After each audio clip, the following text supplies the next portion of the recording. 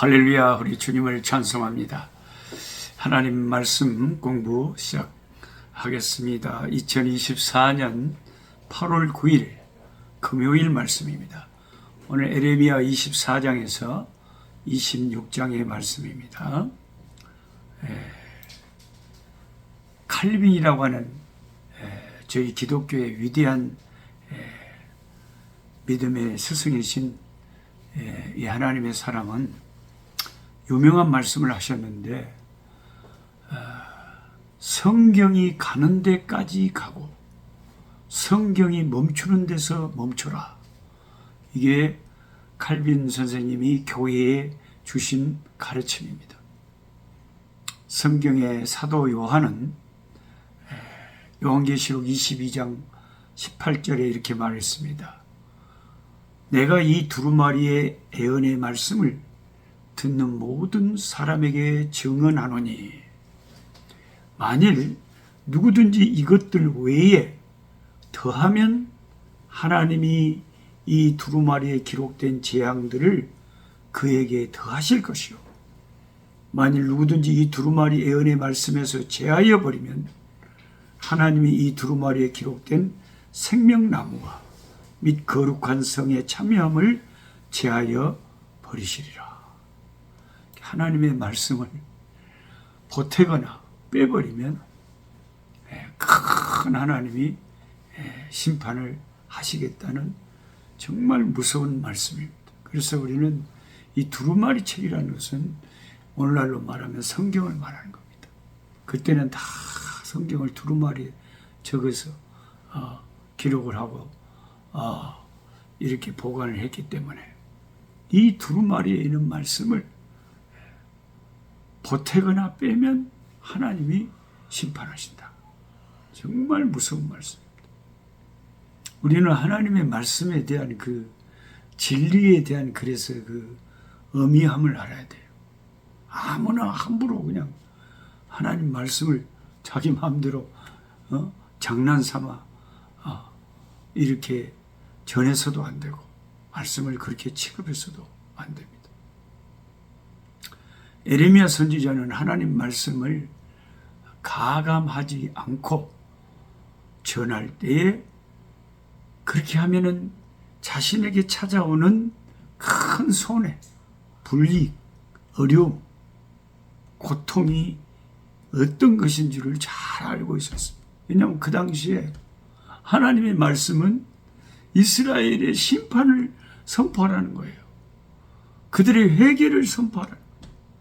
회개하지 않으면 그들의 죄악으로 인하여 나라가 망한다고, 바벨론에게 망한다고 선포하는 것이 그의 사명이기 때문에 이 하나님이 주신 말씀을 곧대로 그대로 전하면 이 백성들이 그 말씀을 듣고 회개하면 얼마나 좋겠습니까마는 마음이 강팍해서 오히려 매국노라고 매도해서 핍박을 하면 큰 자기의 생명의 위해가 가해지는 일이 하나님 말씀을 그대로 전하는 일이었습니다. 그런데 에레미야 선지자는 자신의 개인적인 생각보다는 하나님의 말씀을 곧대로 순전하게 100% 순수하게 전하는 것이 하나님의 종의 참 본분임을, 사명자의 본분임을 깨닫고 하나님 말씀 그대로, 성경 말씀 그대로 전했습니다. 저도 그런 종이 되기를 원합니다. 근데 막상 사람들이 다 이렇게 앉아 있으면 강례상에서 성경 말씀 그대로 전하는 것이 결코 쉽지가 않습니다. 사람의 비유를 맞추게 되는 거죠. 에레미야 선지자의 성전 설교는 우리가 앞서서 에레미야 7장에서 공부했었습니다. 그때는 에레미야 선지자가 성전 문 입구에서 하나님의 심판을 예언했었는데, 이제 에레미야 26장은 성전 뜰에 들어가서 하나님 말씀을 성전 안에 들어와 있는 자들에게 선포하고 있습니다. 성전 설교를 할 때가 여호야김 초기였던 BC 608년으로 볼 때, 이것은 남유다가 멸망받기 전에 약 22년 전임을 알 수 있습니다. 남유다가 진실로 선지자의 말을 듣고 회개할 수 있는 기간이, 심판을 면할 수 있는 기간이 얼마든지 있을 수 있었다는 것을 우리가 짐작할 수 있습니다. 에레미야 26장 6절을 보십시오. 내가 이 성전을 실로같이 되게 하고 이 성을 세계 모든 민족의 저주거리가 되게 하리라.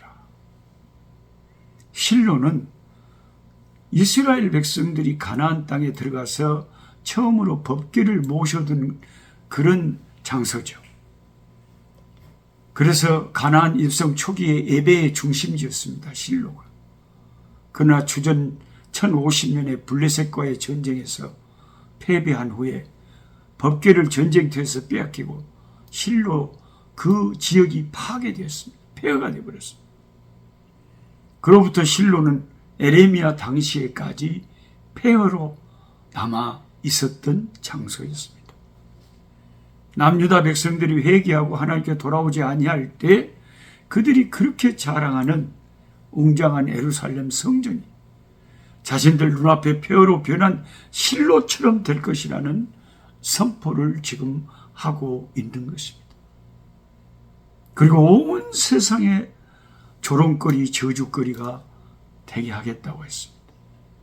에레미야 26장 7절에 보면 에레미야 선지자의 말을 제사장들과 선지자들과 모든 백성들이 그 당시에 들었다고 적혀 있습니다. 그런데 하나님 말씀을 듣고 난 그들의 반응은 회개하는 모습이 아니라 에레미야 선지자를 죽이려고 달려들었습니다. 에레미야 26장 8절을 보십시오. 제사장들과 선지자들과 모든 백성이 에레미야를 붙잡고 말하기를, 완전히 이제 사로잡았어요. 네가 반드시 죽어야 하리라. 끌고 간 거죠. 죽이겠다는 거죠. 왜요? 이 거룩한 하나님의 성전이 파괴되고 저주거리가 될 거라고 자기들 귀에는 저주의 소리로 들리는 거예요. 모세의 율법에 의하면 여호와의 이름으로 거짓되었다는 것은 사형에 해당하는 제목이었습니다. 그들은 에레미야 선지자가 거짓 예언을 하고 있다고 판단을 한 것입니다. 하나님이 임재하고 계시는 성전과 그 성전이 있는 예루살렘 도시는 결코 어떤 경우에도 파괴될 수 없다고 굳게 믿고 있던 그 신념을 그들은 가지고 있었기 때문에 여호와의 이름을 말씀하면서 성전 파괴를 예언하는 에레미야 선지자가 거짓 선지자도 그들은 보였던 것입니다. 모든 사람들은 에레미야 예언을 믿으려 하지 않았고 오히려 길을 막고 에레미야 선지자를 예수님을 십자가에 못 박으라고 외치던 그 민중들처럼 거짓 선지자로 죽이려고 했다는 것입니다. 저와 여러분의 영적인 귀가 어두워지면 아무리 하나님의 말씀을 외쳐도 귀에 들리지 않습니다. 오늘날도 에레미야 시대와 다를 바 없는 시대입니다.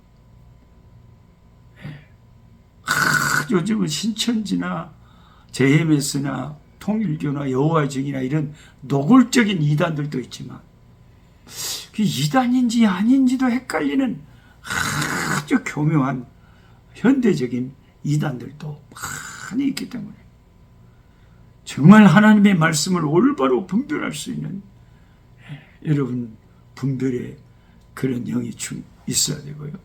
말씀을 여러분 스스로 바로 알고 있어야 돼요. 매일 말씀을 가까이 하면서 말씀에 대한 지식이 있어야 돼요.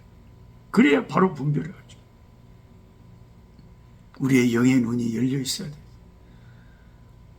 뭔가 이게 아니다 싶으면 하나님의 말씀으로 바로 분별을 해내요. 또 이게 참된 주님의 말씀이라고 하면은 그 말씀이 아무리 내가 손해를 보고 인기가 없다 하여도 그 말씀을 올바로 순종하고 따라야 될 줄로 믿습니다. 하나님 아버지 감사합니다. 에레미야 선지자가 하나님의 말씀을 가감하지 말라는 교훈을 주고 있습니다. 수많은 이단들과 잘못된 설교자들이 하나님의 말씀에 없는 것을 자기 생각으로 덧붙이는 자들이 많고, 하나님의 말씀이 명백히 적혀 있는데 시대를 쫓아서 사람들이 무서워서 말씀을 바로 선포하지 못하는 경우도 있습니다. 하나님, 동성애가 명백한 죄라고 성경은 명명백백하게 밝히고 있는데 아버지, 오히려 동성애를 옹호하는 자들도 있습니다. 그것이 인권을 이해한다고 생각하는 목회자들도 있습니다. 하나님 아버지, 세상이 어떤 기준이든 우리의 신앙의 기준은 오직 주님의 말씀만 되게 하여 주시옵시고, 말씀을 과감하지 말고 더하지도 말고 빼지도 않고 말씀을 순수하게 수호하고 전파하는 아버지, 참된 주의 백성들, 주의 종들 되게 하여 주시옵소서. 예수님의 이름으로 기도하옵나이다. 아멘. 약한 자 힘주세